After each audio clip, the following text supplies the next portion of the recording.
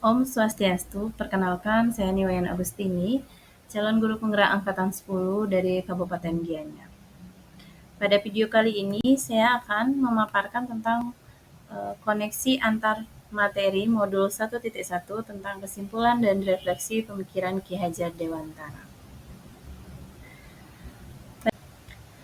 Pada dasarnya, pendidikan dan pengajaran itu adalah dua hal yang berbeda, yang dimana pengajaran adalah bagian dari pendidikan, sedangkan pengajaran adalah proses pendidikan dalam memberi ilmu untuk kecakapan hidup anak secara lahir dan batin.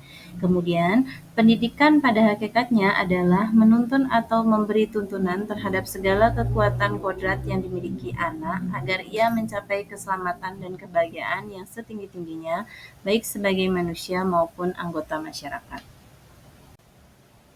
Di mana dalam hal ini, pendidikan menciptakan ruang bagi murid untuk bertumbuh secara utuh agar mampu memuliakan dirinya dan orang lain serta hidup menjadi seorang yang mandiri. Apa yang Anda percaya tentang murid dan pembelajaran di kelas sebelum Anda mempelajari modul 1.1?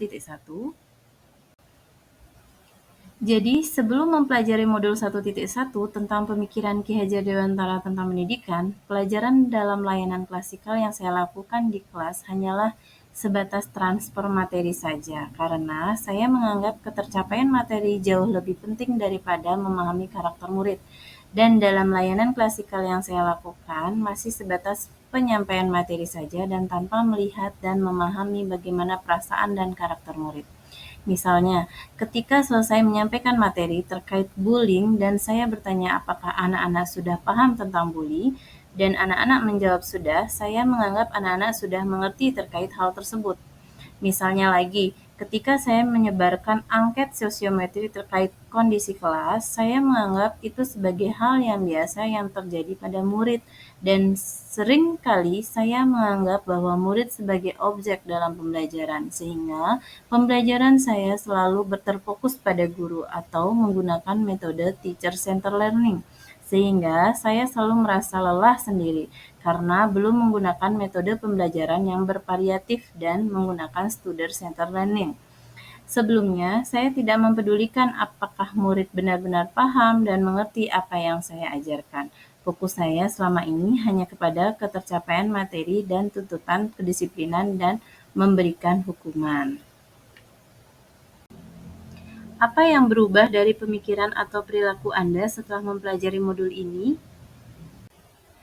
Namun setelah mempelajari modul 1.1 tentang pemikiran Ki Hajar Dewantara, saya menyadari bahwa apa yang saya pikirkan dan yang saya lakukan selama ini tidak tepat. Seharusnya saya melakukan proses pembelajaran secara menyeluruh, bukannya hanya pada aspek kognitif saja, namun afektif, psikomotor, spiritual, sosial budaya juga harus diperhatikan.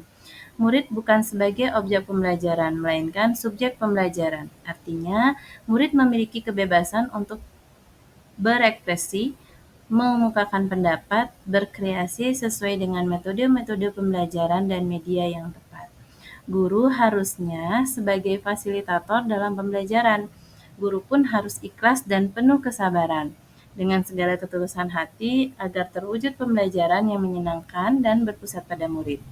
Selain itu, saya juga harus mempelajari karakteristik murid, karena setiap anak dilahirkan dengan kelebihan dan kekurangannya masing-masing.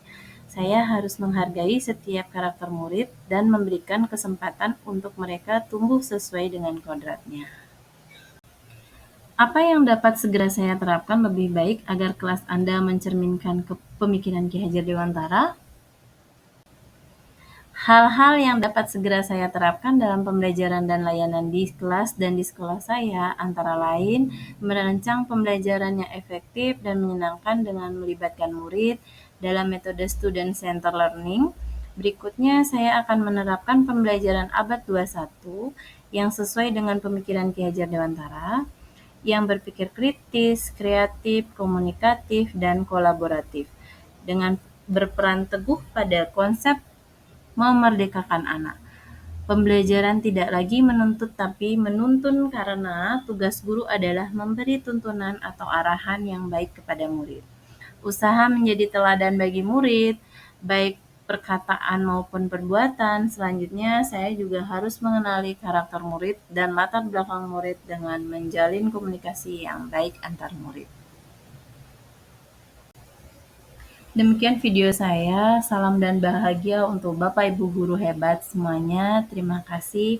Om Santi Santi Santi Om.